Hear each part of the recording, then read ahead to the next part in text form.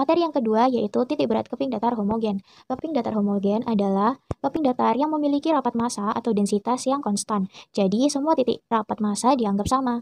Artinya, massa per satuan luasnya juga sama. Contohnya pada persegi panjang. Jika panjangnya adalah Y dan lebarnya X, maka titik potong keping datarnya itu setengah dari tingginya, di mana titik potong antar diagonalnya. Titik potong antar diagonal itulah yang disebut sebagai titik berat. Titik berat biasanya disimbolkan dengan Z. Kemudian, jika tiap elemen bidang luasnya sangat kecil, dilambangkan dengan dA, dan terdapat sangat banyak elemen, maka penjumlahan elemen-elemen luas tersebut dapat menggunakan cara integral, dengan X sama dengan integral XL dA per A. A-nya berganti ruas menjadi XA sama dengan integral XL dA. Kemudian untuk yang Y, integral YL dA per A, karena A-nya pindah ruas, jadinya YA sama dengan integral YL dA. XL dan YL adalah koordinat titik berat elemen bidang. Kemudian sebenarnya terdapat 3 cara untuk menentukan titik beratnya. Yang pertama ada rumus titik berat keping datar homogen tipe A. Kedua, rumus titik berat keping datar homogen tipe B dan dalil Goldin 1. Jadi untuk yang pertama tipe A, titik berat keping datar yang dibatasi oleh kurva Y sama dengan Fx dan garisnya itu pada sumbu X, garis X sama dengan A, X sama dengan B. A dan B merupakan batas. Jadi untuk yang garis berwarna orange yang di atas itu merupakan Y sama dengan Fx. Nanti dapat ditemukan rumusnya X sama dengan integral batas bawahnya A, batas atasnya itu B, X, Fx dx per integral batas bawahnya itu A, batas atasnya itu B, Fx dx. Untuk yang Y sama dengan setengah dikali integral batas bawahnya A, batas atas B, Fx kuadrat dx per integral batas bawahnya A, batas atasnya itu B, Fx dx. Kemudian untuk yang kedua yaitu tipe B, titik berat keping datar yang dibatasi oleh kurva Y1 sama dengan F1x dan Y2 sama dengan F2x. Dengan dibatasi garis X sama dengan A, X sama dengan B. Jadi yang Y1 itu ada di atas dan Y2 itu ada di bawah. Otomatis mereka dikurangi, Y1 dikurangi Y2. Maka titik beratnya dapat ditemukan X sama dengan integral batas bawah A, batas atas B, X, F1x dikurangi F2x dx dibagi integral A, batas bawahnya, dan B, batas atas, F1x dikurangi F2x dx. Untuk mencari Y sama dengan setengah dikali integral batas bawah A, batas atas B, F1x dikurangi F2x kuadrat dx per integral batas bawah A, batas atas B, F1x dikurangi F2x dx. Dan yang ketiga ada dalil Goldin 1.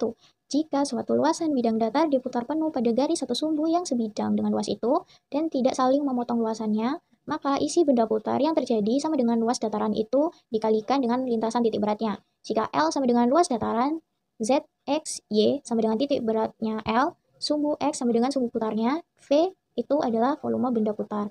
Maka rumusnya jadinya V sama dengan 2pi Y kali L. Nah, sekarang agar lebih jelas, kita ada contoh soal dan pembahasannya. Yang pertama, tentukan koordinat titik berat bidang yang dibatasi oleh Y sama dengan setengah X kuadrat dan Y sama dengan 1/8 X pangkat 3. Dari fungsi-fungsi yang diberikan dapat dibuat gambarnya itu jadi seperti ini. Untuk menyelesaikannya, pertama kalikan kedua ruas dengan 8. Nanti ketemu 4X kuadrat sama dengan X pangkat 3. X pangkat 3-nya itu diganti ruas, jadinya X pangkat 3 dikurangi 4X kuadrat sama dengan 0. Jadi, X kuadrat dikali X kurangi 4 sama dengan 0. Dengan X sama dengan 0 atau X sama dengan 4. dA sama dengan Y1 dikurangi Y2 dx. Kemudian nanti kita masukkan yang tadi ke dalamnya. Jadinya 1/2 X kuadrat dikurangi 1/8 X pangkat 3 dx. Karena XL sama dengan X, maka YL sama dengan Y1 ditambah Y2 per 2. Y-nya tadi itu dimasukin, jadinya setengah X kuadrat ditambah 1/8 X pangkat 3 per 2. Hasilnya jadi 1/4 X pangkat 2 ditambah 1/16 X pangkat 3. Nah, sekarang untuk luasnya A sama dengan integral batas bawahnya 0, batas atasnya itu 4, dikaliin setengah X kuadrat dikurangi 1/8 X pangkat 3 dx. Nanti ketemunya setengah dikali 1/3 X pangkat 3 dikurangi 1/8 dikali 1/4 X pangkat 4.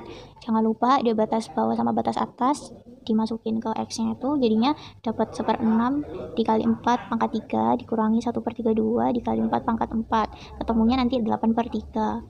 Nah, karena rumusnya tuh XA sama dengan integral XL dA, jadinya kita masukin yang tadi, ketemu integral batas bawahnya itu kan 0, batas atasnya itu 4, X dikali setengah X kuadrat dikurangi 1/8 X pangkat 3 dx. sama dengan integral setengah pangkat X pangkat 3 min 1/8 X pangkat 4 dx. Jangan lupa ada batasnya itu tadi 1/2 dikali 1/4 X pangkat 4 dikurangi 1/8 dikali 1/5 X pangkat 5. Karena ada batas atas dan batas bawah, jadinya 1/8 dikali 4 pangkat 4 dikurangi 1/44 pangkat 5. Ketemunya sama dengan 32/5. Karena X-nya itu tetap, jadi X dikali 8/3 sama dengan 32/5. X sama dengan 32/5 dikali 3/8 sama dengan 12/5. Jadi X-nya itu sama dengan 2/5. Untuk mencari yang YA, rumusnya kan sama kayak yang tadi. Langsung saja integral 0, yang 0 itu batas bawah, batas atasnya itu 4 tadi, 1/4 X kuadrat ditambah 1/16 X pangkat 3 dikali setengah X kuadrat dikurangi 1/8 X pangkat 3 dx. Dijadiin 1, jadinya integral 1/8 X pangkat 4 dikurangi 1/32 X pangkat 5 ditambah 1/32 X pangkat 5 dikurangi 1/128 X pangkat 6 dx. Nanti ketemu hasilnya jadinya 1/8 X pangkat 4 dikurangi 1/128 X pangkat 6 dx. Nah, karena diintegralkan jadinya 1/8 dikali 1/5 X pangkat 5 dikurangi 1/128 dikali 1/7 X pangkat 7. Jangan lupa karena ada batas atas sama batas bawahnya, batas atasnya 4, batas bawahnya 0, jadinya 1/40 dikali 4 pangkat 5 dikurangi 1/896 dikali 4 pangkat 7 sama dengan 256/35. Karena Y-nya itu tetap, jadinya Y 8/3 sama dengan 256/35. Y sama dengan 256/35 dikali 3/8 sama dengan 96/35. Jadi Y-nya itu dapatnya 1/35. Jadi titik berat bidang tersebut adalah 2/5 dan 1/35. Sekian penjelasan materi tentang aplikasi integral dari kelompok 3. Wassalamualaikum warahmatullahi wabarakatuh.